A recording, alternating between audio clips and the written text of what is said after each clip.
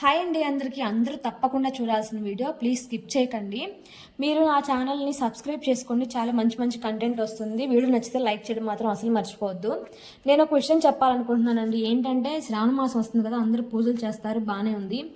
Local products వాడటం వల్ల మనకి చాలా హెల్త్ ఇష్యూస్ వస్తున్నాయండి. గోదర్బార్ని నేను ప్రమోట్ చేయట్లేదు, కావాలంటే మీరే తయారు చేసుకోవచ్చు. అగరబత్తీలని ఇంట్లో తయారు చేసుకోవచ్చు. గోమయం, ఇంకా గోపంచకము, ఇంకా సాంబ్రాణీలు, ఆవు పేడ, ఆవు పిడకలతో మీరు కూడా ట్రై చేయొచ్చు, తయారు చేసుకొని యూజ్ చేయొచ్చు. మేము ఇదే కొనమని చెప్పట్లేదు.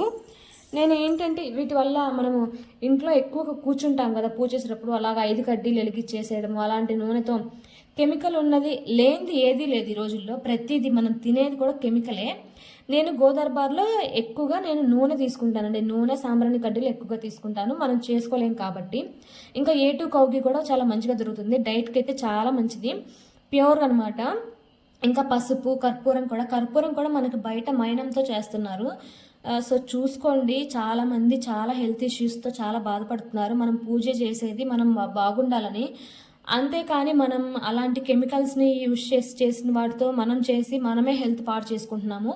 ఒకసారి అర్థం చేసుకోండి. ఇది ఎఫెక్ట్ చేయలేని వాళ్ళు లోకల్ ప్రొడక్ట్స్ కొన్నా కూడా ఒక కడ్డీని వెలిగించుకోండి. ఎందుకు అన్ని కడ్డీలు వెలిగించి అంత పొగ మనం పీల్ చేసుకొని, ఆ కెమికల్స్ పీల్చుకొని ఇంత హెల్త్ని పాడు చేసుకోవడం దేనికి అనేది నా ఉద్దేశము. సో మీరేమంటారో ఈ విషయం మీద కామెంట్ చేయండి.